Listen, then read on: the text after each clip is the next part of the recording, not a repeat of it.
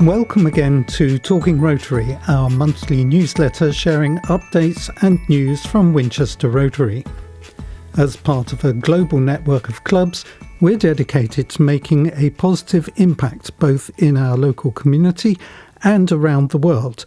And this month we're focusing on our environment team's tree planting projects and ways in which you can get involved. But before that, we're taking a look at Winchester Rotary's Reverse Santa scheme. Here's Nick Bell. The Reverse Santa scheme first came into being this time last year when we tried a pilot. And the idea is that we appeal to members of Winchester Rotary and members of the public to donate gifts suitable for children to Santa, and then we redistribute them to needy children in the local area. So what kind of donations are you looking for? Well, any sort of toys, books, games, anything along those lines, all age groups ranging from toddlers up to 16, 17-year-olds. Any sort of item that would be suitable for them as a Christmas present. We will accept second-hand items which are of good quality, or new items if people are prepared to go out and purchase something, so that they should be left unwrapped so that we can check them and so that we can ensure that they're of sufficiently good quality and appropriate items. For example, we would discourage people from giving toy guns or weapons as a matter of course. And where should people take these donations? Well, they can either take them to or give them to a Rotarian if they know a Winchester Rotarian, or alternatively, Carter Jonas, the estate agents in Jury Street, will be accepting gifts from the 10th of November. We would ask for items to be left by the 10th of December because we need to be able to collate them and deliver them to Basics Bank, who are the people that we are going to ask to distribute them to appropriate households. The advantage from our point of view as Rotarians is that they have a screening process so that only certain people can benefit from items from the Basics Bank, so we know that they're going to appropriate households where there are needy children at Christmas. And if anybody wants to find out more about the Reverse Santa, where can they go or what can they do? Well, we have an email address specifically for this appeal, which is Reverse Santa, all one word, at winchester-rotary.org. And don't forget to get your unwrapped donations to Carter Jonas in Jury Street by the 10th of December.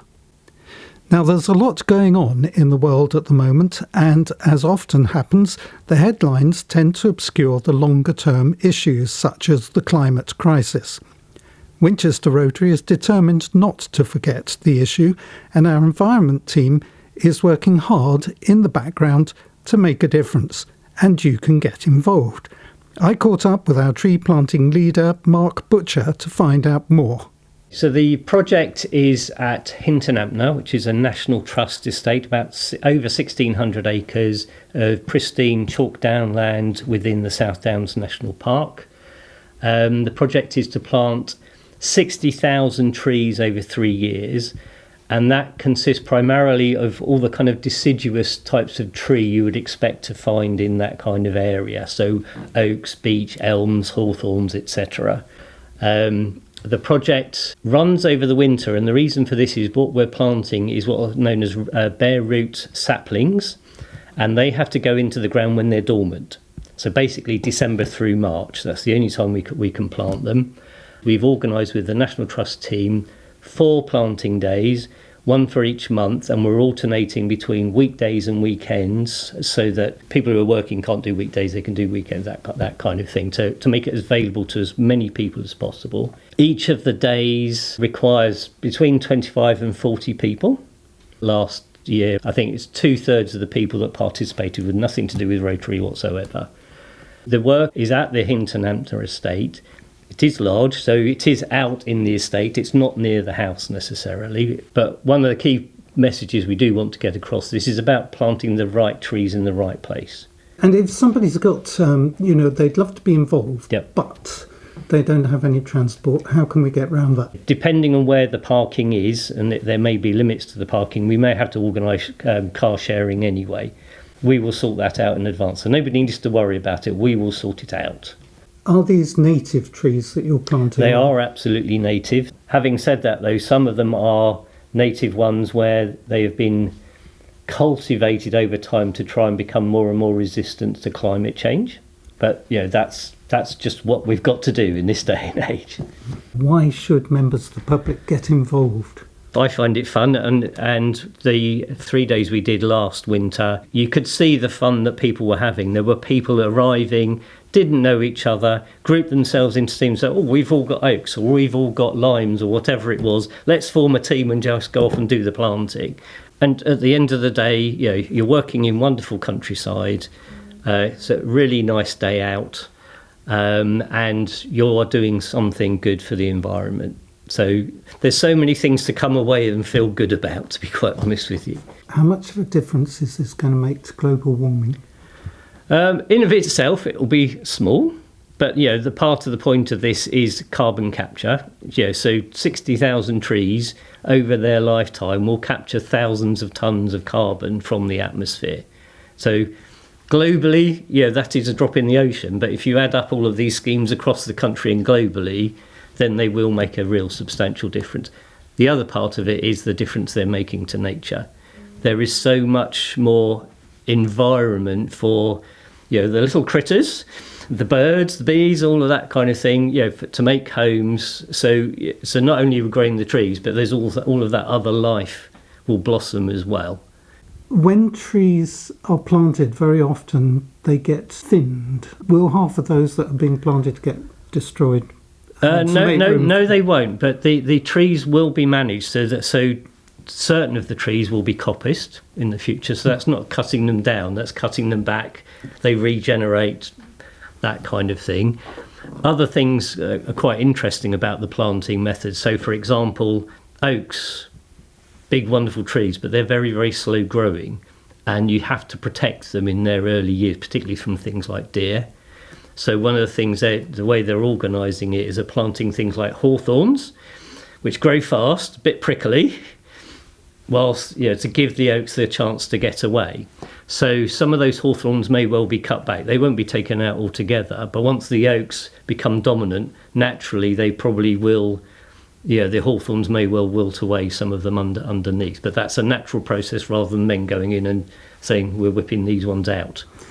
How fit do you have to be? Because clearly you've got to dig holes. Well, you don't. That's a really important point. You do not need to dig holes at all. I would say you need to be a bit fit because you're going to be on your feet for 4 to 6 hours, and from the parking place to the planting place might be as far as half a mile, and it can be a bit muddy. So you're going to have to be reasonably fit. But essentially, the planting process is what you actually do is create a slot. So you stick a special spade in the ground and just lever it open to create a slot. So you're not digging any soil out at all.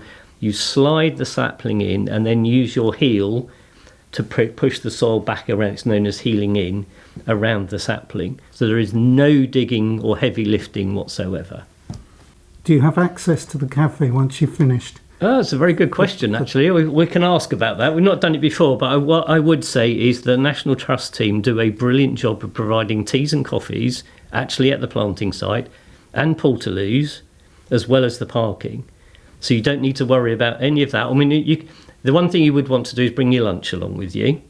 But if you want to bring any additional snacks, you can. But they provide loads, to be quite honest with you, and all your favourite kind of biscuits as well, your bourbons, your custard creams, all that kind of stuff.